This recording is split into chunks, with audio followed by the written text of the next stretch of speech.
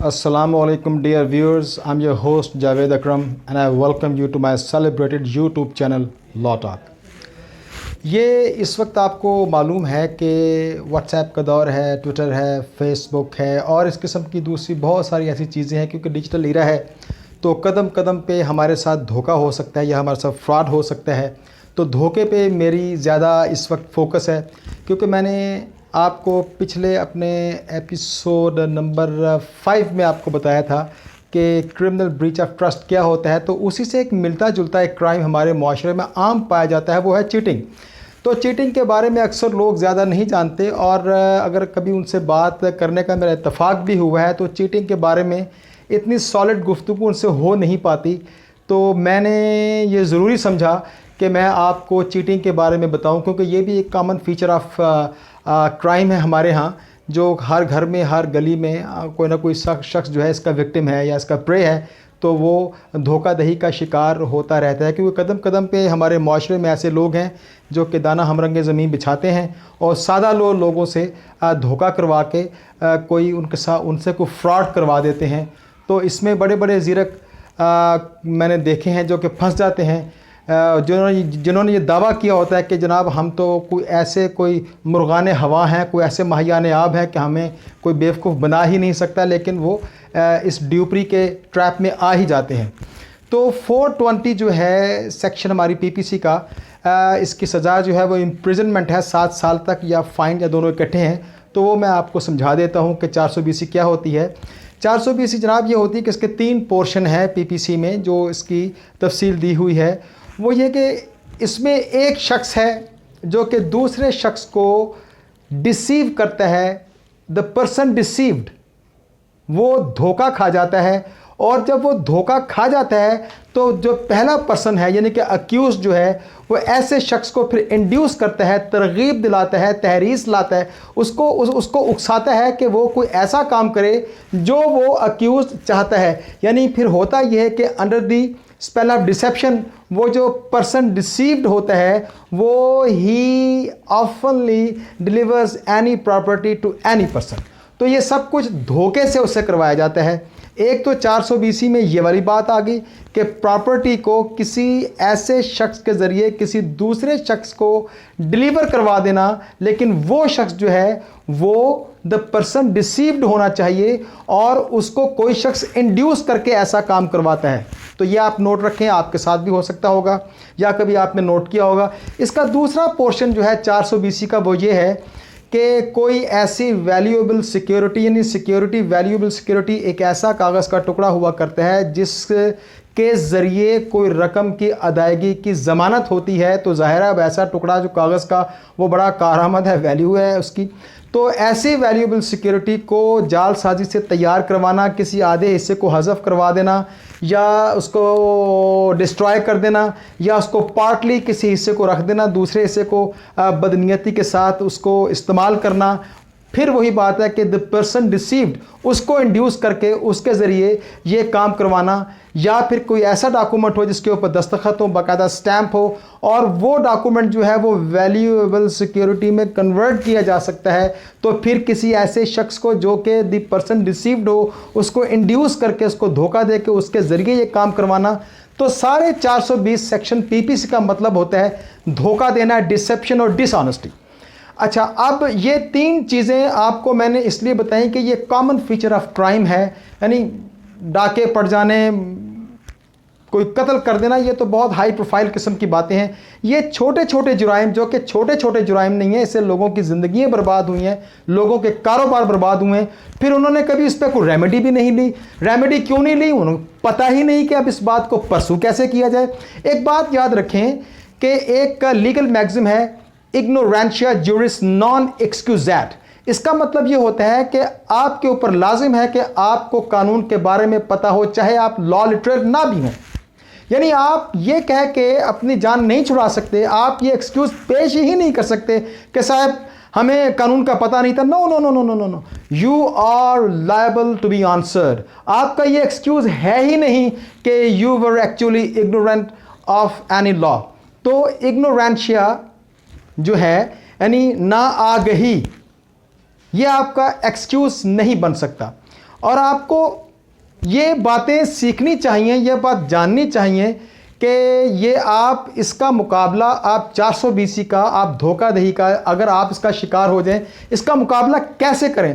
लाजमी नहीं कि आप कोई प्रैक्टिसिंग लॉयर हों, लेकिन अच्छा आप इस बात को यूँ समझें कि आप बड़े उदास हैं और ख़ाली आपकी जेब है, आप बाज़ार में जा रहे हैं और आप ये इस बड़ा अफसोस है कि जनाब मैं कोई चीज़ नहीं ख़रीद सकता, लेकिन आप कोई चीज़ ना ख़रीदें, आप वापस आ जाएं। फिर कभी ऐसा हो कि आपकी जेब में पैसे हों, फिर आप बाज़ार में जाएं और आप कोई चीज़ ना ख़रीदें। तो पैसे रख के जाना और पैसे ना रख के जाना, दोनों में से पावरफुल कौन सी बात है? पैसे रख के जाना। गो आपने कोई चीज़ नहीं खरीदी। इसी तरीके से आपको कानून के बारे में बहुत सारी बुनियादी बातों से आगे बढ़ के बहुत अच्छी आगाही होनी चाहिए, ताकि आप इस मुआशरे में कम से कम साइकोलॉजिकल पावर के साथ ज़िंदा तो रहें, आप किसी को मशवरा तो दे सकें, आप किसी पर ट्रस्ट तो कर सकें, आपको पता तो हो कि आपको जो लीगल एडवाइस दी जा रही है आया उसमें कोई वज़न है, या आपके साथ मज़ीद कोई लीगल एडवाइस के नाम पे कोई और डिसेप्शन किया जा रहा है, कहीं और दाना हमरंगे ज़मीन तो नहीं बचाया जा रहा आपके लिए है। मेरी बात समझ आ रही है ना? तो इसीलिए ये बहुत लाजमी है। अच्छा, अब ये बात यहाँ पे ख़त्म नहीं होती। अगर आपने 420 के सेक्शन को इस्टेब्लिश करना है तो उसके लिए फिर यह है कि प्रोसिक्यूटर को अदालत में यह साबित करना पड़ेगा कि जनाब एक शख्स था, कौन था? वो अक्यूज था। इस अक्यूज ने इस कंप्लेनेंट को चीट किया। वे जो कंप्लेनेंट था ये था he was the person deceived, और इसने कंप्लेनेंट को इंड्यूस करके ऐसा काम करवा दिया कि he delivered a property to somebody else under the spell of deception। ठीक है ना? यानी धोखा देने का मकसद यही है ना कि आप धोखे से कोई काम करवा लें। तो अब इसमें एक बात है, अब जब आपने ये मेरी बात सुनी तो आपका दिमाग फौरन गया होगा क्रिमिनल ब्रीच ऑफ ट्रस्ट में। क्रिमिनल ब्रीच ऑफ ट्रस्ट का ये इस्टेब्लिश करने के लिए पहला जुज़ ये था कि आप उसमें से प्रॉपर्टी किसी को एंट्रस्ट करते हैं। जब वो प्रॉपर्टी एंट्रस्ट हो जाती है, फिर वो शख्स उस प्रॉपर्टी के साथ कोई बददियानती करता है, तब criminal breach of trust establish होता है। मगर जो 420 है उसका जो सिने क्वा नॉन है, अच्छा पहले मैं आपको सिने क्वा नॉन बता दूं। सिने क्वा नॉन एक ऐसा इसेंशियल एलिमेंट होता है कि जब तक आपके पास ये एलिमेंट नहीं होगा आप अपने मकसद को अचीव नहीं कर सकते। इस बात को आप यूं समझें कि जैसे हमें ज़िंदा रहने के लिए दूसरी गैसेस में से ऑक्सीजन की ज़रूरत है। ऑक्सीजन हमारा एक सिने क्वा नॉन है। ऑक्सीजन नहीं होगी तो there is no concept of any life on the planet earth. बाकी गैसें हैं, बाकी गैसेस मौजूद हैं, वो भी बहुत एसेंशियल हैं, लेकिन हमारे लिए जिंदा रहने के लिए भाइयों हमें ऑक्सीजन चाहिए ना। तो ये सिने क्वा नॉन है, SINEQUANON। अच्छा, सिने क्वा नॉन को ज़रा मैं और आगे बयान कर दूं। पोइट्री होती है ना, हम लोग पोइट्री करते हैं। पोइट्री में जब तक म्यूजिकल मीटर या म्यूजिकल कैडेंसेस नहीं होंगे, पोइट्री नहीं होगी। तो पोइट्री के लिए जो उसकी म्यूजिकलिटी है ये सिने क्वा नॉन है, ठीक है ना। तो सिने क्वा नॉन ये है 420 के लिए कि पहले ही स्टेज पे at the very outset deception establish हो जानी चाहिए। यानी अगर पहले ही स्टेज पे अगर आपने डिसेप्शन को एस्टैब्लिश नहीं किया तो फिर आपका केस चीटिंग का नहीं बनता। जैसे कि क्रिमिनल ब्रीच ऑफ ट्रस्ट में अगर आपने प्रॉपर्टी को पहले ही स्टेज में किसी को एंट्रस्ट ना किया और तो फिर आपका वो केस एस्टैब्लिश नहीं होता। ये चीज़ें ऐसा क्यों है, मैं क्यों आप लोगों के पास आया हूँ, इसलिए आया हूँ। ये दौर है डिजिटल ईरा का, इंटरनेटोलॉजिकल ईरा है। इसमें यहाँ कदम कदम पे हमें डिजिटल आइडेंटिफिकेशन की ज़रूरत है। तो हमसे फ्रॉड हो जाते हैं, हमसे बहुत से धोखे हो जाते हैं और हमें पता भी नहीं। हम बड़े बड़े इंटेलेक्चुअल जीनियस हो जाने के बावजूद हम बड़े आराम से गुंजा खा जाते हैं, धोखा हो जाता है। तो इसलिए आपको ये तैयार किया जा रहा है। देखिए, जब आप कानून से आगाही होगी ना तो आप में एक साइकोलॉजिकल पावर होगी। लाजिम नहीं है कि आपके कोर्ट में जाके खड़े हो जाएं, लाजिम नहीं है कि आप लोगों को के पीछे पड़ जाएं कि आपके अंदर कोई न्यूजेंस वैल्यू पैदा होगी। न्यूजेंस, ये जो न्यूजेंस है ना, इस किस्म की वैल्यू पैदा करना मेरा मकसद नहीं है। मेरा मकसद यह है कि आपको साइकोलॉजिकल पावर देना। साइकोलॉजिकल पावर जनाब सिर्फ कानून की आगाही से आएगी। अच्छा, जब आप कानून से आगाही रखते हैं तो कानून को समझने के लिए एक ख़ास किस्म की पर्टिकुलर मेंटालिटी का डेवलप करना बहुत लाजम है। वो पर्टिकुलर मेंटालिटी क्या है? वो सर ये है कि जैसे यानी जो डिफरेंसेस है ना, differences between things, those differences must be clearly evident in all respects. कोई उसके अंदर कंफ्यूजन ना हो। मिसाल के तौर पर एक होती है जजीरा यानी आइलैंड, एक होता है जजीरा नुमा यानी कि पेनिनसुला, जैसे अरेबियन पेनिनसुला। फर्क आपको पता लग गया ना? ओशन एंड सी, फर्क पता लग गया ना? रिवर एंड कैनाल, फर्क पता लग गया ना? लेक एंड स्ट्रीम, फर्क पता लग गया ना? क्रो एंड पिजन, फर्क पता लग गया ना?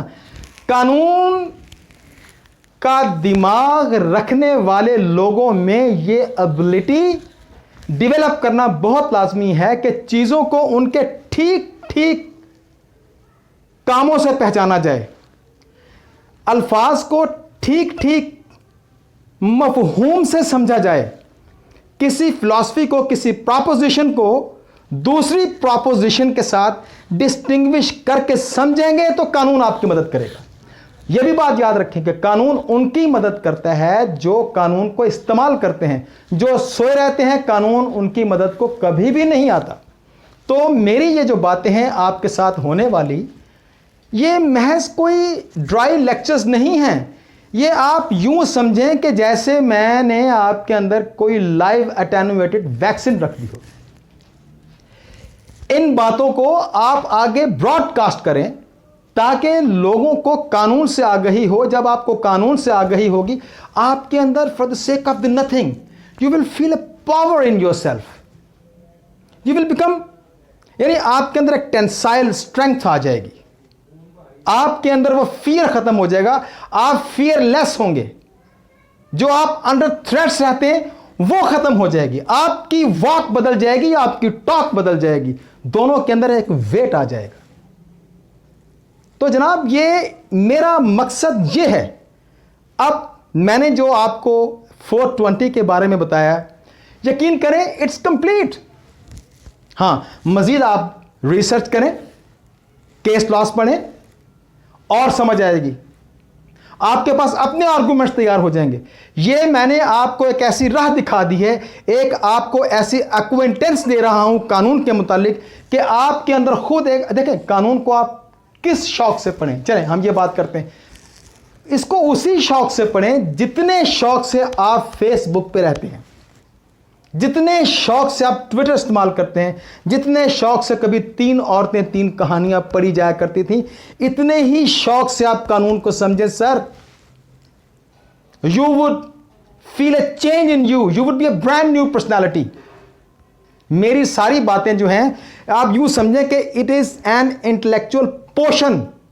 आप इसको लें, आप इसको आगे भी ब्रॉडकास्ट करें, अपने हम ख्याल पैदा करें और ऑलवेज ट्रस्ट लॉज। हमारे लॉज बहुत हसीन हैं, हमारे कवानीन बहुत जामियत रखते हैं अपने अंदर। इनमें बहुत रेमेडीज़ हैं, लेकिन एक खाम ख्याली कि जी हमें एक रेमेडी नहीं मिलेगी। दरअसल रेमेडी लेने के लिए वो जो रेमेडी लेने का जो स्पिरिट है वो शुरू ही में नहीं बनती।